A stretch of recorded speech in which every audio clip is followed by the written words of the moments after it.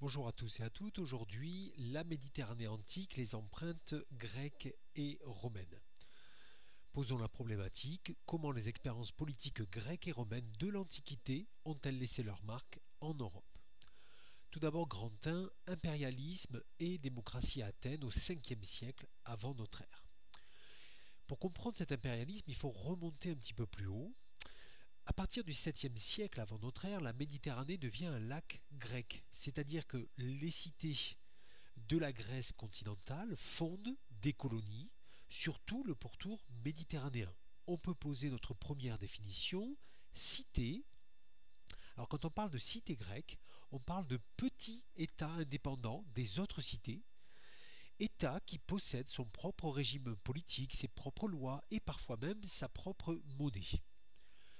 Petit 1, le fondement et le fonctionnement de la démocratie athénienne. Au VIe siècle avant notre ère, des hommes politiques athéniens mènent une série de réformes qui conduisent à la mise en place de la démocratie athénienne. Il faut déjà s'entendre sur cette définition. La démocratie athénienne, c'est le régime politique dans lequel le peuple, le démos en grec, exerce la souveraineté politique, c'est-à-dire le kratos. Entendons-nous bien, le peuple à Athènes, c'est l'ensemble des citoyens, pas les autres habitants d'Athènes, donc environ 15% de la population.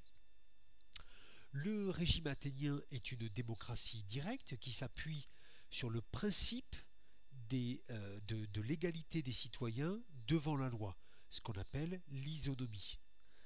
Et à Athènes, cette démocratie est incarnée dans l'institution centrale qui est l'Ecclésia, c'est-à-dire l'assemblée des citoyens qui se réunit tous les 10 jours sur la colline de la Pnyx.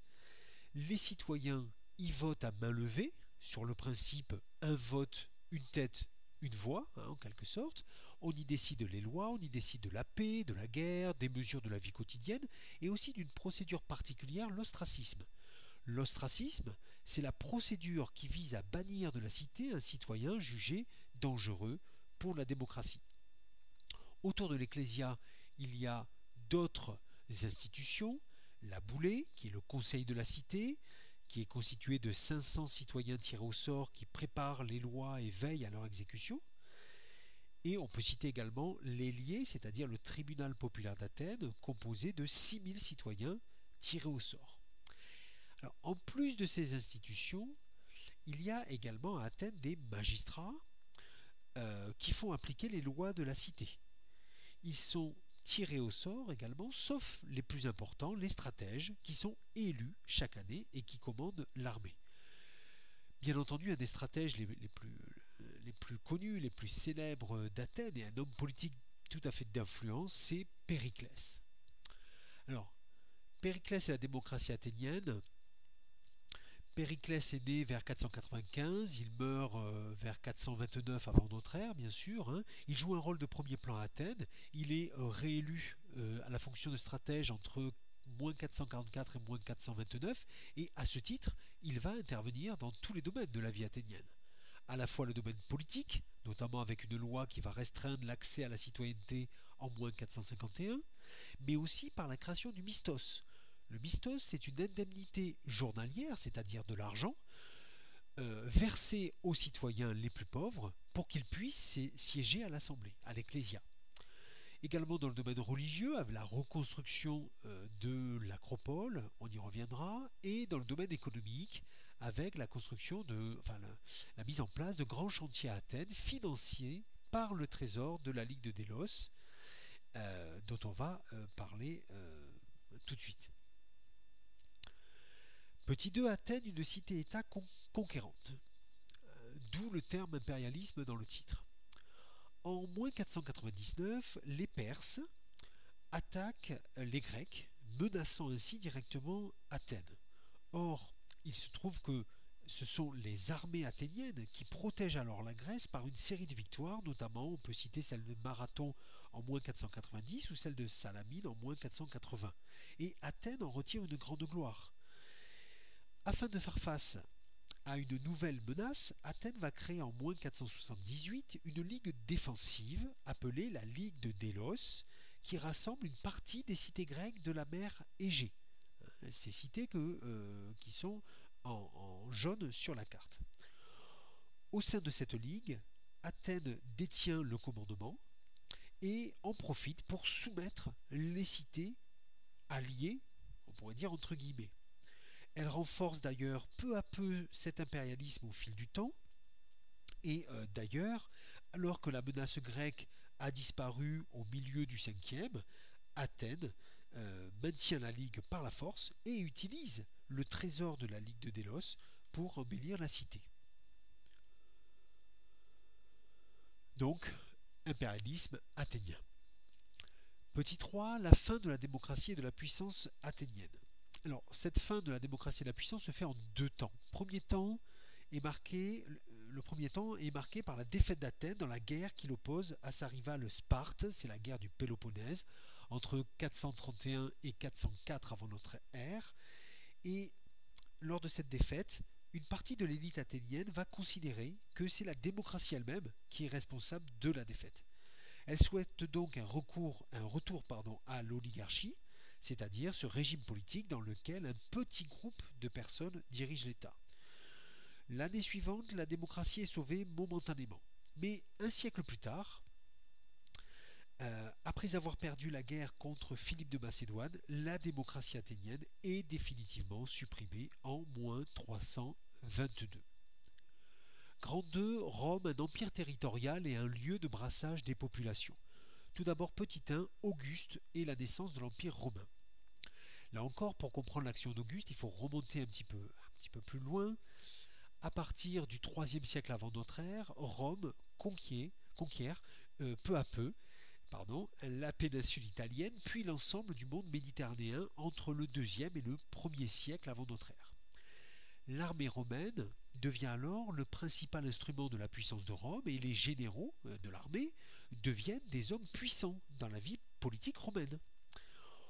À la fin du Ier siècle, une guerre civile éclate entre trois généraux pour la domination des provinces et en moins 31, à la bataille d'Actium, Octave, le fils adoptif de César, l'emporte sur le général Antoine et peut ainsi réunir les provinces occidentales et orientales sous la même autorité, et il va devenir à ce moment-là on pourrait dire le seul maître de Rome.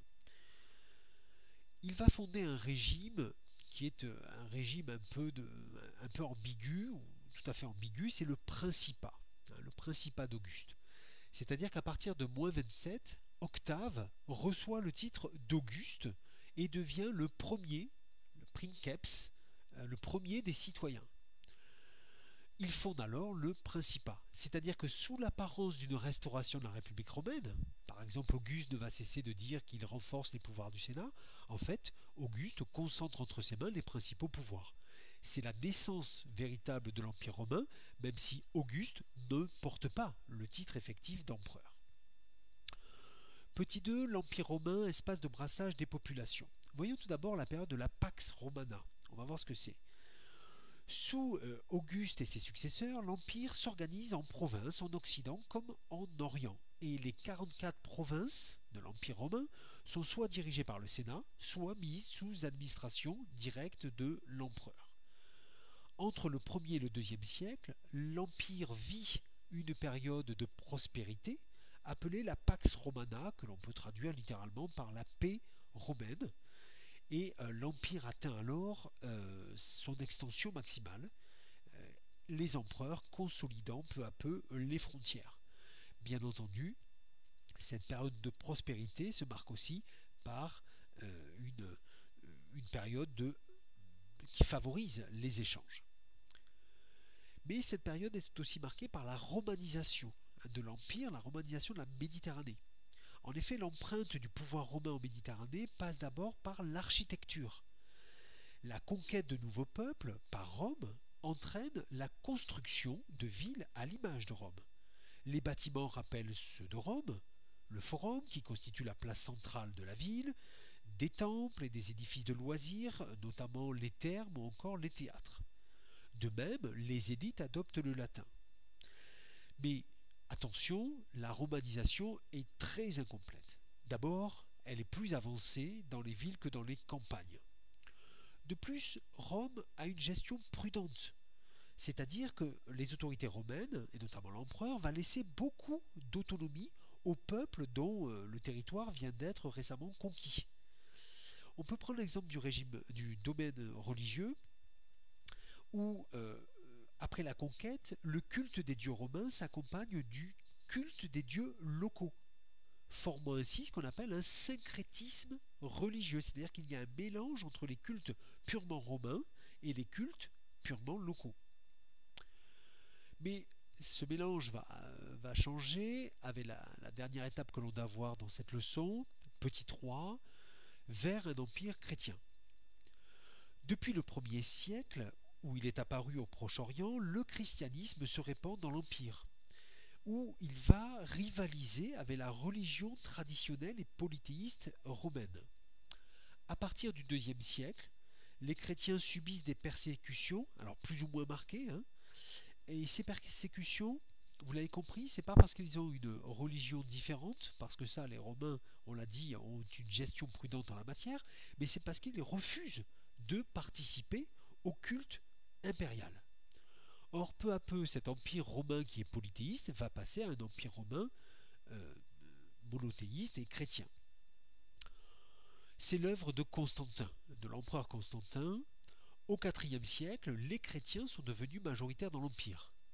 Et par l'édit de Milan, en 313, l'empereur Constantin autorise les pratiques chrétiennes, et d'ailleurs il va plus tard se convertir lui-même au christianisme.